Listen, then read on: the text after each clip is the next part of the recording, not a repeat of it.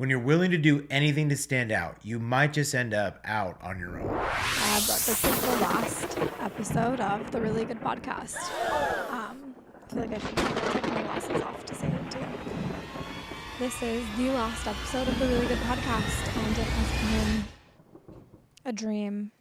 Every second of it. The very first episode of the Really Good Podcast released April of 2023.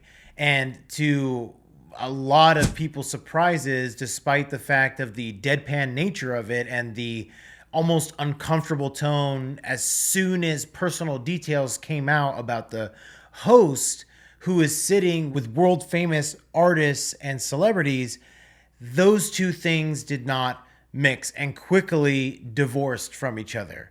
Get it? Because she got a divorce. I understood that reference. Soon after Bobbi Althoff began her career as a podcaster, she quickly, and I wouldn't say fell into controversy, she fell into a trap that is normally set for those who go on long enough to see themselves become the villain of their own story, but she ran that plot as quickly as possible. And the reason that I say that, and I'm going to bring it up again at the end, but I'm going to say it now. Sin will always take you farther than you're ever willing to go and cost you so much more than you're ever willing to pay.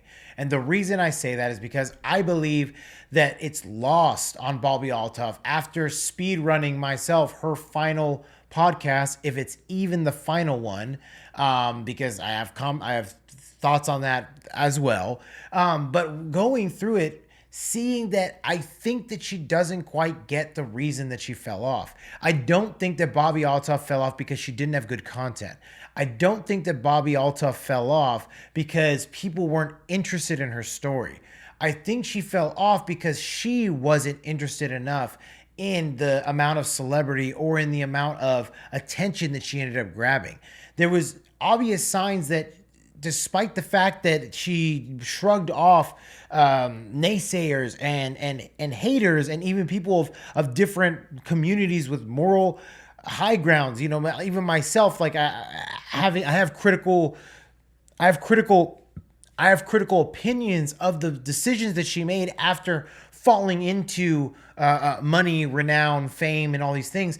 But she didn't learn the lessons along the way that she blew past within the realm of 2 years that some people take 20 years to learn. And I'm not saying that I've learned those lessons because I want to keep this, if it ever pops off, if it ever becomes any amount or any even degree of attention worthy or on any kind of stage as much as Bobbi Althoff's did, which I don't want to speak from jealousy. I don't want to speak from, you know, maybe if you turned heel and started saying the things you really think. I don't want to do that. I believe that there's room for opinions on here, and I believe that I don't have to turn away from those, and I definitely don't believe in switching up just because it'll get views or it'll get whatever. I just want to speak about what I want to speak about, or I want to say what I want to say about a topic that, you know, my family is unwilling to hear because they've had enough of me talking about it. And the reason that I kind of zeroed in on Bobbi Althoff as opposed to some of the other things that have kind of been dropping in the most recent days, which I'm very much somebody, I don't like really talking about things as they kind of pop off. I don't mind being the last person to discuss the subject, only because when I am able to prepare more, unlike for this one, when I'm able to prepare more, I feel like I have more of a fleshed out reason for feeling the way that I feel, or I feel like I have more to say on a topic as opposed to just reacting to the same way that everybody else reacts.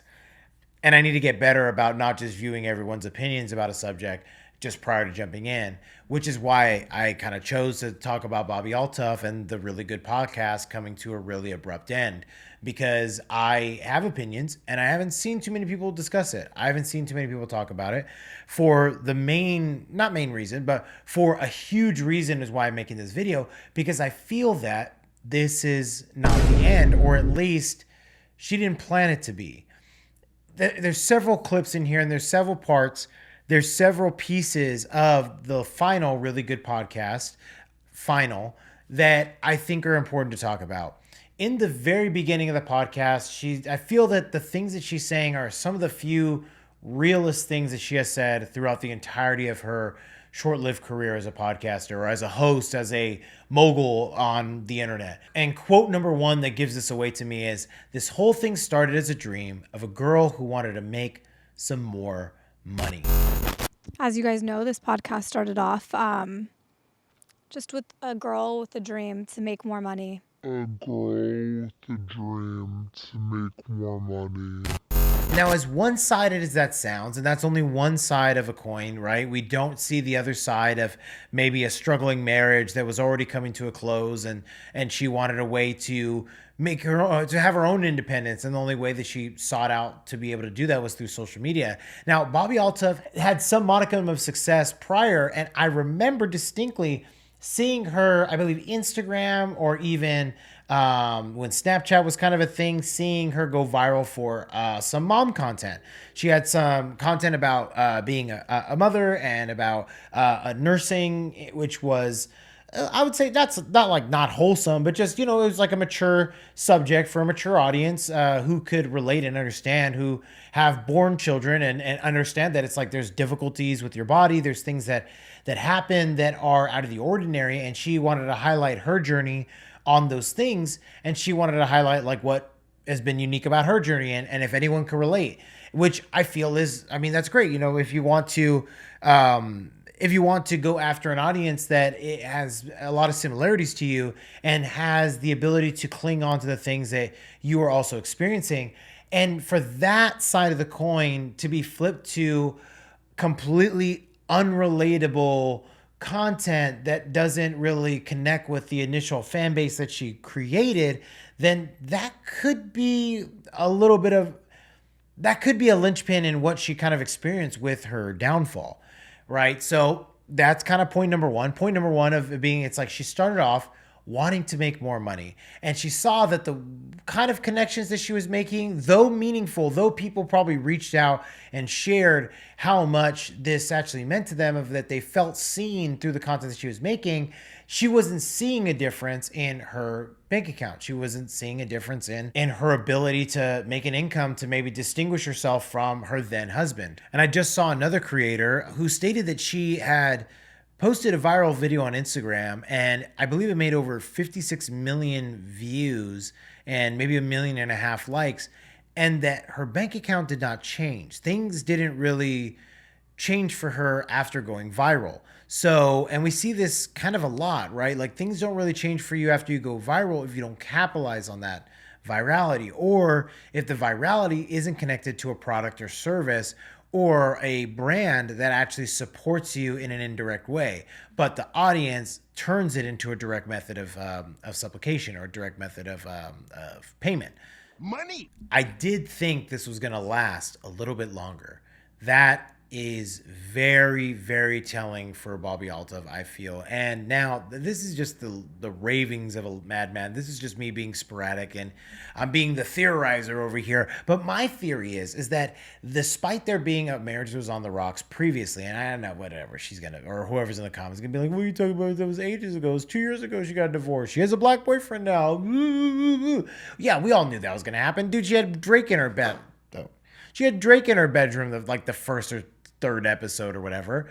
And, I don't know, like we knew what to expect when she was going to get a boyfriend again. She goes from white husband to some boyfriend. And it's not a race thing. It's just like it's like a what's in a popular culture thing, like a lot of artists of like black culture, they're on top. They're the moguls. They're the status symbols. Like they have kind of like how inversely, like people used to think that if you had this platinum blonde haired, blue-eyed Christina Aguilera, Katherine Heigl, Angelina Jolie is not blonde haired, but it's like those were the moguls of yesteryear. And now it's like, man, if you're with SZA, or if you're with like Rihanna, or if you're with Zendaya, like look at just like how much attention it gets on like who she's dating. And like, it's true about both ways. Like, everybody talks about every time somebody talks about having relations with Drake, you know what I mean? So get off your high horse. You think it's a race issue? Shut up. You're an idiot and you don't understand anything. Shut up! So she did believe this would go on a little bit longer. And I believed it too. I thought for sure that after reviewing some of the, like, I literally just watched the final podcast or the final podcast. I don't think it's she wants it to be the end, or that she's planning it on being the end. But I watched the final podcast, and I'm right after kind of peeking at like her shorts views, and probably her TikTok views are probably a little bit higher.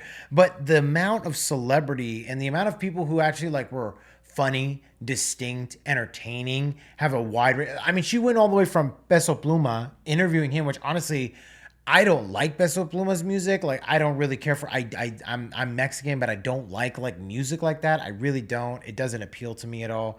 But like the interview was like very interesting. Like, it made me interested in him as an artist. I was just like, man, like this guy's like he's kind of like low key like funny in like a dry way, and he's also like really like he's like a pretty good communicator. And then she goes all the way from that to like the girl who thought that what was it? It was like Glorilla or something like that, or one of those, who thought that she thought was saying that she was a musician or something, but she was saying that she was a magician. What do you know? That you're a musician. But that's why I'm interviewing you today, so I can get to know you. So I'm a musician. What the fuck that mean? Make magic or something? I don't know if that was staged, but like stuff like that, like I think that is groundwork for propelling yourself forward with the content. Like, I feel there was worthy enough content in there, but kind of the things that she's kind of showed us, maybe that wasn't making her money solely going viral off of it, because behind it there was no substance other than really horrible ad reads, like really bad ad reads that we saw in the final good podcast. And so all that's to say, I just talked about nothing for a long time, but what I'm really trying to say is that I think we've witnessed the hefty and quick rise and fall of a woman who maybe didn't quite count all of her blessings in a marriage that maybe just had some problems and some issues that really just needed to be worked on, as opposed to working on your bank account. Well, if I just had more money, if more people paid attention to me, then things would be better. If I had more, things would be better. And I'm not saying that they weren't already heading to divorce. I'm not saying that she committed this great sin or that she was doing this, which, I mean, it's not great. I personally, I have an undisclosed amount of family that I am responsible for. And I would honestly resent a small part of myself if I had to raise a broken family. Like if that was the choice I made, like if she made that choice and she decided I'm going to leave because I do not want to work on this, I'd rather work on my money and my career, then it makes perfect sense why this has been the trajectory. And I think that you can find a lot of reasons in her podcast, in the final or the goodbye good podcast, you can find a lot of reasons that show that she did not learn enough on this journey, that she kind of just took it as it came and just kept being grateful enough, which I think it's there, grateful enough that people were letting her in the door and inviting her in, as opposed to making sure that she always had a seat at the table in the circles that she ended up finding herself in. I don't know, Bobbi. I really would like to know all that you did to try to keep it going. I don't think you fought for it. I think you have a streak in you of not quite fighting for things when it feels like they're slipping away. I feel like you did that with your marriage, and I feel like you've done that. You committed the second great sin of letting it happen to your influence and to your stature. I don't think this has to be the end, and I don't think you want it to be, but you decided to make it so. You decided to make it so with your marriage. You decided to make it so with the podcast, and then you're going to do the same thing with the next thing. And I don't think the responsibility of a young mother with several children under her charge should show them how to quit when things got hard, when it required you to change. It required you to do more, to be better.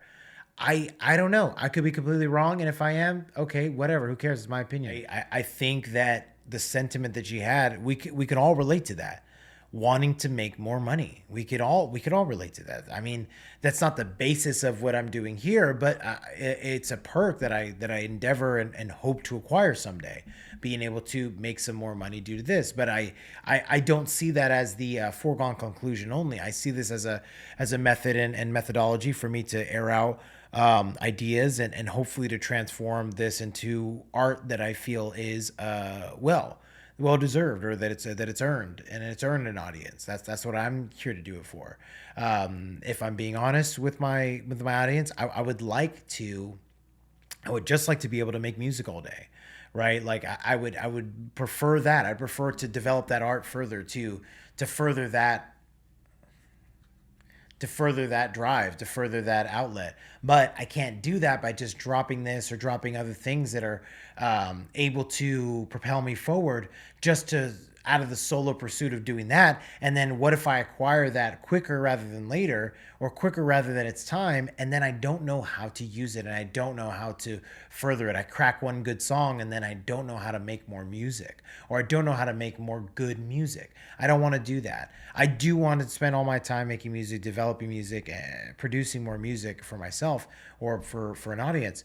But right now I just don't have the ability to do so. So I'm going to do with what I have, with what I can, and maybe you can learn something from Bobbi Alto's stories, that it's not worth it to leave anything that you feel that you can let go of just to pursue something that you feel that is right on the cusp of being obtained. It's always good to assess risk and to be able to look at something and say, hey, you know what? I'm going to take a reasonable risk, or I'm even going to put a little bit more than I'm comfortable with on the board, on the table. I feel that God carries us through seasons for a reason, and that he doesn't just speed run 5 seasons of a podcast of our life within 2 years, because it just doesn't work like that. And I feel like when you sacrifice, when you give up something for something so ethereal as more money, something so temporary as more status, then you're always going to pay a higher cost than any amount of money that you can hope to make. All right. Well, let me know what you guys think down in the comments. Let me know if you think this is the last episode of the Really Good Podcast. If she posts another one after, I'll post a follow-up commentary just talking about the video, maybe kind of actually preparing and thinking about the things that I wanted to talk about as far as her showing telltale signs, being very honest and very open about what really went wrong. And, let me know for yourselves what you think went wrong with the Really Good Podcast. I'll see you guys next time.